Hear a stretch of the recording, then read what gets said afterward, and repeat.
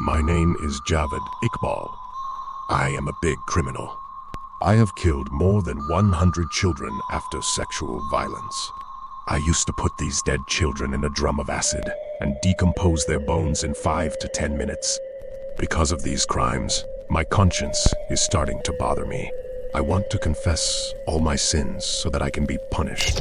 I am not going to the police. They will kill me in an encounter, and my story will not come out to the world. These were the words of Pakistan's biggest serial killer, who confessed his crime by writing a letter to Naeem Hashmi, the auditor of the Daily Jang newspaper. Who was Javed Iqbal? How did he kill 100 children in Lahore, Pakistan? Why was no one aware of his crimes? In today's video, we will uncover all these facts. Javed Iqbal's family came to Lahore after the partition of India. Here, his father started working in an iron pipe factory. Javed Iqbal was born in 1961. He did his intermediate at Government Islamia College, Railway Road, Lahore. Arguing about every right and wrong thing was his hobby. He used to have conflicting ideas in his mind. Sometimes he would argue with someone, and sometimes he would fight. Javed Iqbal's father set him up a small iron pipe factory in Shadbag. In his factory, he used to recruit children as laborers, taking care of their every need. He also opened a snake and fish shop to entertain the children. Here, Shadbag was the area where he was first accused of misconduct.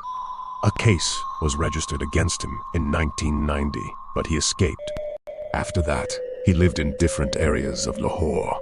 The turning point of his life was the night of September 17, 1998. That night, Javed Iqbal brought a massager boy home. He sexually assaulted that boy. The boy took out a gun from Javed's closet and hit him with the butt of the gun. Javed Iqbal became very injured, and that massager boy fled from there. Javed Iqbal was so injured that he was under treatment at the General Hospital of Lahore for several months. This General Hospital in Lahore is famous for neuroscience. Javed Iqbal was also brought to this hospital for treatment. Several bones in his head were broken. His condition had become so bad that he did not recognize anyone. He was treated, during which his mother took care of him. The police had also registered a case against Javed Iqbal instead of that massager boy. Javed was heartbroken by the pain caused to his mother and the attitude of the police. He decided to take revenge. I have to kill 100 such stray children who have run away from their homes. But before that, we move on to his crime incidents. It is important to mention a surprising prediction here.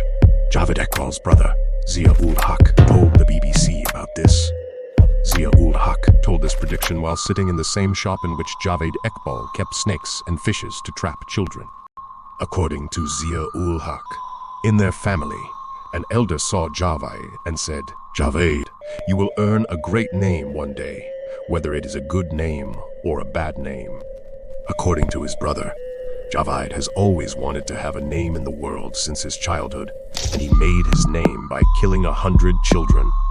After this incident, Javed Iqbal moved to this house at 16B Ravi Road, where 9 months later he claimed to have killed 100 children. The series of child murders started on June 20, 1999. After the death of Javed Iqbal's mother on July 26, the killing of children increased. His method of crime was that he used to bring the children from Darbar who had run away from their houses. He used to dress them well, feed them, and show them TV, and then after that, he used to kill them. After killing the children, Javed Iqbal has decided to surrender. So he wrote a letter to the police, but the police ignored it, and then he wrote a letter to the Daily Jang newspaper. The letter was handed to Naeem Hashmi, the editor of the newspaper. The letter also contained pictures of 75 children. Javed Iqbal wrote that he cannot go to the police. If he does, he will be killed in the encounter. Naeem Hashmi asked to come to the office of this newspaper. He came sitting in a rickshaw. He was accompanied by 2 boys. He was searched in the office of the newspaper, and a large quantity of poison and sleeping pills were recovered from him. As soon as his presence was discovered, the police reached the office of the newspaper in large numbers. At the same time, Naeem Hashmi received a call from Army General Khalid Shamim. He instructed Kawar Naeem Hashmi not to hand over Javed Iqbal to the police. Javed Iqbal, psychiatric examiner, Dr. Sohail, told Voice of America that when Javed Iqbal surrendered himself at Daily Jang's office, it was the night of December 31, 1999. He chose that night very thoughtfully. On January 1, 2000, the first day of the new century, headlines of the biggest serial killer of the 20th century appeared in newspapers around the world. Thus, Javed Iqbal proved himself in one night. Javed Iqbal not only arrested himself but also provided evidence.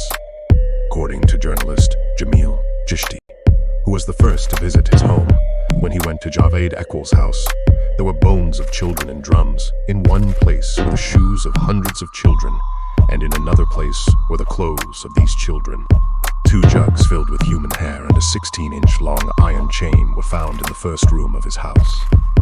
A photo album and 3 diaries were also found in the house. In one diary, the names of the children were written, while in the other, the incident of killing the children was written. When children's pictures were published in the newspaper, people came to look for their children. Many parents identified the children by their clothes and shoes. During the investigation of the case, 72 children were identified. The bodies of 28 children were not recognized in court due to the lack of a post-mortem. When this historic case came up in the court of Judge Allah Bakesh in March 2000, its historic verdict was pronounced. It was ordered that at Menare, Pakistan, in the presence of the parents of the affected children, this man's body be chopped into hundreds of pieces and then dissolved into acid. According to reporter Kawar Naeem Hashmi, the judge ruled that Javed Iqbal should be pushed down from the top floor of Menare, Pakistan. When his body falls on the ground, the eagles and crows will scratch his body. Before his sentence could be carried out, Javed and his accomplice committed suicide in prison. Thus, a brutal killer met his end.